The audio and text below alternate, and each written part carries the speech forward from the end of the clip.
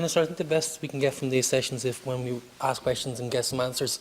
So I'm just going to ask you some questions, and we ask your question, get some answer, and then just come back on them, please.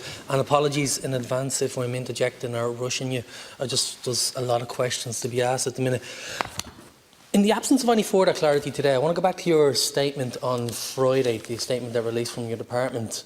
And the statement that confirmed their summer education programme will take place for children with significant special education needs and those at greatest risk of educational disadvantage. She went on to quote, "It gives us an opportunity to provide a vital additional support for some of children with significant special educational needs and those who have been at risk of educational disadvantage since schools closed in March." My first question is, at primary school level, is this a mixture of students who would traditionally avail of the regular July provisions and those at greater risk of educational disadvantage now being added? And if that is the case, and I get from your responses that they have been, how do you propose to meet those very diverse and very complex different needs of those students with the same programme, considering that those students will have been off school 6 months to this point? Okay. There's 3 strands, if you want to break it down, Deputy, into specifics. And the 3 strands, there's a health-based strand. I'm working very, very closely with Minister Harris, and his officials are working closely with mine for children with medical complex needs. So there's potentially 600 students in that category. I'm meeting Minister Harris now at 3 o'clock to go through that again and what the work that we've done and coming up with a roadmap for those particular children. There's also the traditional July provision, which 10,000 students availed of last year. That's been the average for the last couple of years. 70% of those were based at home, 30% were based in school. So I want to add to that July provision. I want to ensure that Down syndrome is included. They weren't included before. So that's additionality to the July provision, which is going to be new. And I want to just re-emphasise here today again that there's a lot of students with specific disabilities in mainstream. They're not going to be excluded. They will be included also. And just the third strand, to answer your question, and I know you want to rush me to get to the next one, but the third strand is disadvantage, and I know that's your specific concern here. So we're looking at school completion, we're looking at literacy and numeracy in both primary and secondary. There's 70 schools, GESH schools in the literacy and numeracy programme. We want to add to that as well. So that's another area of additionality. Deputy. With that additionality comes a great expectation that you're placing on the teachers and the SNAs who will be expected to deliver the programme. So I just want to talk a little bit further about that and about the supports that they might be offered. So when we speak, Evan, there's a lot about well-being in your opening contribution and being placed on this particular programme. So what exactly does that look like in terms of the well-being programme in the schools? And if teachers and SNAs are being asked to run the programme, are they equipped to support young people with such complex, with such diverse emotional needs? And we know SNA, we know teachers do an incredible job, but these are not normal times. So some students who come back in late August or September, they'll need access to counselling. They'll have experienced trauma, and we've all heard some really difficult cases over the last while. And when they return to the summer programme, will they seek that support from their teachers? Will there be counselling available for it? Will there be counselling available? And I'm particularly thinking of NEPs. Will NEPs be provided and supported within the schools? And will we be able to triage the most difficult cases? So not just guidelines from NEPs, actual having NEPs on the ground and being able to triage the most difficult cases. Minister. Thank you. About a minute and a half for this one.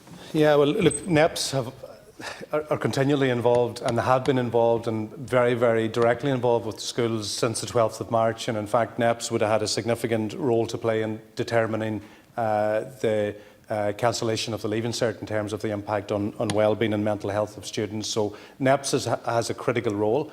Part of the weakness and the negative that we've identified within the department is because of the regression, it's about reconnecting to the schools. So even from engagement with parents and even individual engagements I have with parents, parents want to see a stepping stone. So this is a stepping stone to re-engagement and reconnecting to the school in August, September, and whatever support's needed. If there's students that need support, to answer your question, in terms of counselling support or any other support that's needed, that support, range of support is there through NEPs, and obviously that would be provided. Oireachtas will be providing that support because I think it's a concern a lot of schools are having. I want to go to this document, Minister, you'll be familiar with, and that's one of the reasons I was disappointed we didn't get more information in your opening address today, because I know that in Deschgills you're having a call with Deschgills on Friday, and they've received this particular document here on Tuesday, which is the guidance on the summer programme. There's a lot of very welcome detail in that I wish we had got today, and I'm going to try to phase out some of that detail, and for the benefit of the members I'll read a little bit of what's involved in it. So, on page 4 of that document you gave to the schools on Tuesday, it says the optimal time for delivery of the summer programme is as close to the official reopening of schools as possible. So my question on that is, the time nearest reopening will also coincide with the Leaving Cert results in mid-August. So do we have a date for the Leaving Cert results to ensure that that doesn't overlap with the summer programme? And will we have extra resources on the ground, because Deschgills in particular will be stretched around this time? Yeah, look, there'll be further clarity on that range of openings, but one of the things that I've identified in my officials and the team that I work with is, like, because you've 2 strands to the summer programme, you've got the home-based one and the school-based one, so you could be looking at different starting points for for example, the home-based one. And the registration, once it starts on Friday, we're going to have a very simplified process. I don't want a bureaucratic process in terms of getting the basic information to the department. So we want to start that process. So we're looking at July, and obviously there could be an overlap into August potentially for some of the school-based programs. Okay, that's somewhat different to what's in the document here, so that's okay. On page 5 of this particular document here, under the heading of physical, social and emotional well-being, students should support to be healthy, to stay physically active, to eat nutritious food, lots of guidelines around well-being. These measures to support young people, well, may be sufficient for the general support of all students, but do they dig deep enough to support strongly enough the complex emotional and behavioural issues principals students will return with? As teachers try to deal with these issues, what emotional supports are going to be offered to the teachers themselves? And Minister, we've heard, and some of the schools that I've contacted over the last couple of days looking for some guidance about this particular session, they've talked to me about students who've been in their room for the best part of 3 months. They haven't really gotten outside, they've piled on weight, they've got emotional issues, some have experienced traumatic events in their own home lives. Teachers are going to be faced with the brunt of that as soon as this programme starts. How are we going to support the teachers who are faced with, and the SNAs who are actually being asked to deal with students on their first point of contact back into the school environment? Thanks, Deputy Minister. You've got a minute on this one. Yeah, look, there's always going to be individual examples and individual cases, but in the main, Deputy, what has happened since the 12th of March? Schools have stayed connected.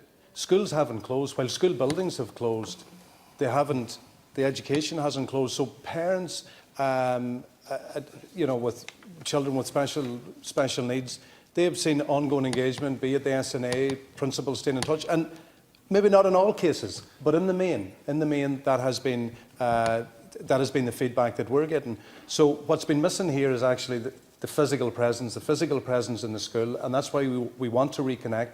We feel that this is a stepping stone for a lot of children who have potentially regressed, but also it's an opportunity as well for parents to acknowledge. And I'm just thinking of one of the parents I spoke to this morning. She couldn't praise the SNA highly enough in terms of that ongoing connection. So it's about reconnecting. And yes, where there are gaps, where there are teachers that need support, those are issues that we need to be very mindful of, because we've all gone through this pandemic, and some of us have been affected in a more negative way than others, and especially people who've lost loved ones. Final question, brief one, Deputy. Yeah, Minister, to be fair, we say in the main, but it's not just the exceptional cases where schools are having trauma. I mean, the only document here given to the schools on Tuesday highlights some real problems that are not just happening to 1 or 2 individual cases. They're being reported from schools across the board, and I'm going to read some of them.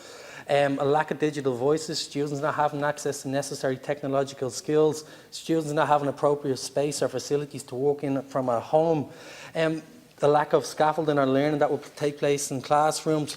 These are actually what's going to be happening almost in every school coming back. So I think it's important that we factor that in for every school. I might write you with the rest of my questions as well, because there's a number of them there. Thank you. Okay.